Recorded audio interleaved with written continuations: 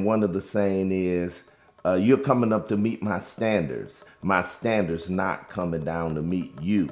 See, people tell their kids they can do anything. It's no standards. But we have to realize, and the way I look at it, because I have a military background, I look at it as my home is a basic training area.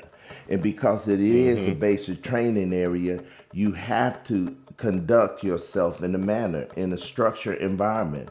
Whereas there's no structure, there will be nothing but chaos. What up, twin? My name is Calvin, And my name is Kevin. and we are The Blasian Twins. And today we have a creator, a producer, executive producer of the Blasian Twins. Who do we have here? We have our dad, Mr. Calvin Ross. Introduce yourself.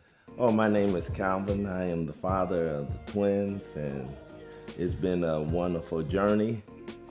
My life has been different, but it's been a wonderful journey. I'm from St. Louis, Missouri, the gateway city, the show me town. So I enjoy just to come up to visit Calvin and Kevin.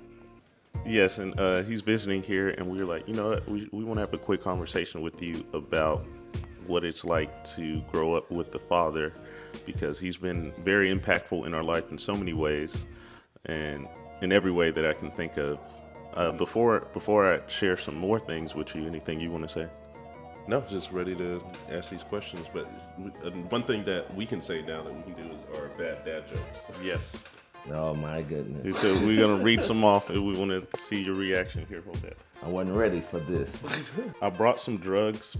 I'm sorry. That's a way to start a conversation. Said it wrong. I brought some shoes from a drug dealer.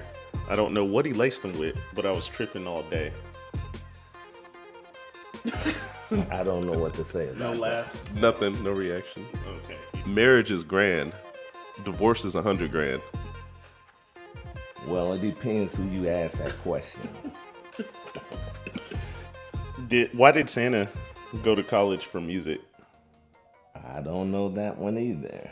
So he could improve his rapping skills. Oh. There's a laugh. Got one. Oh, I got one. How do you get holy water? How? Boil the hell out of it. Oh, well.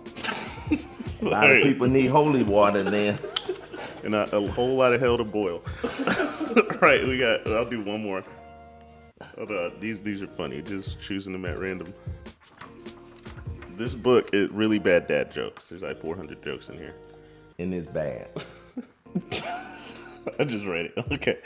The Secret Service isn't allowed to yell, "Get down," anymore when the president is about to be attacked. Yeah. Now they have to yell, "Donald, duck." When does this book come out? Because of political reason, I can't answer that. I don't want to take any stance to the right or to the left. Wasn't ready for that one. So, what has it been like to raise a family? To raise a family is really, sometimes you have your ups and you have your downs. And everybody got to remember, you're going to have your ups and your downs. You're going to have to be willing to stay the whole, journey. A lot of people like to abandon the journey early in life. So therefore, you have to learn how to just stay there. And you have to know your role. Role as a father is to help guide, to cultivate, to also be like a cheerleader, but at the same time to be one who focus your family down the right pathway. So it's been, I was ready for the journey. I wasn't really ready for the journey. When the journey happened, I decided to just take it. Yeah, thanks for sharing that. And one question I have is, what are some quotes that you would use on your family to take them through and take you through too? Some memorable ones. Okay, because of my background being in the military, I sort of looked at raising a family, at the rules and regulations in the home, and you have to instill with your kids one of the major things. You have to come up with certain sayings, and some of those certain sayings that you have to just utilize them throughout the journey. And one of the saying is, you're coming up to meet my standards. My standards not coming down to meet you.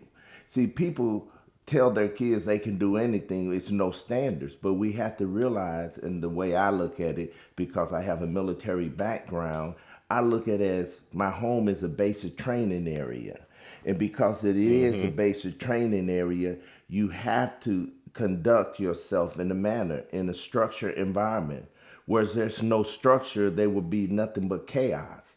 So therefore, if you're training your kids to get rid of chaos and you're training your kids to do the right thing, but at the same time to make the right decision. So therefore, coming up to meet the standards, my standards are not coming down to meet you. That's number one. Because if your kids think that the standard is going to continue to come down to meet them, when they get out on the real world, they're not going to know how to function. They're not going to know what to do, what to say, because in their household, they can do what they want to do. But when you get in the real world, they're not going to have a job. You can't come to work when you want to work. You can't show up whenever. So therefore, they have to come up to meet the standards. The standards don't come down to meet you. So that's one. And the second one I use, I'm not looking for excuses. I'm looking for solutions. So therefore, in life, you have to turn around and look for solutions, and not always complaining. Like if they did something wrong, I always say, I don't want to care what everybody else do. I want to know what you did. And then I want a solution. Now you're making your child think, okay, I did something wrong. How we're going to fix it? Okay, instead of coming down on them all the time, and I did come down on them, but they're coming, the solution. And another thing, my favorite saying is, if you make, because kids gonna always try to make an excuse, and when they try to make an excuse, what they always do, they always try to say, hey, and what you have to do as a parent, you have to cut it off. And how you have to cut it off, you say, hey, listen, if I take your excuse and I put it in my M16 and I shoot it, how far would it go? And I always say, 0 meters. so therefore, your excuse is not going nowhere. I'm looking for a solution, not excuses. And I don't care what everybody else did. As my mother used to tell me, my mother say, if you jump, if I jump off the cliff, are you going to jump off the cliff? No, they have to learn how to be an adult. Okay. And you know what you just shared, I feel like a lot of parents need to hear, because you know, we teach a lot of kids and we see a lot of parents, and I feel like the kids can have more discipline if the parents weren't as scared to bring that discipline.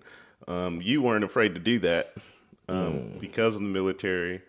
And I just want to ask you, like, what was your biggest motivation to continue to bring that discipline, even though we didn't want it? Now that we're older, we see the benefits of it.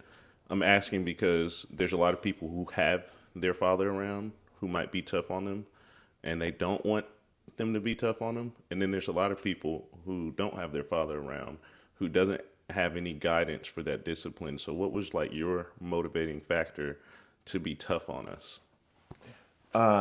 That's a good question.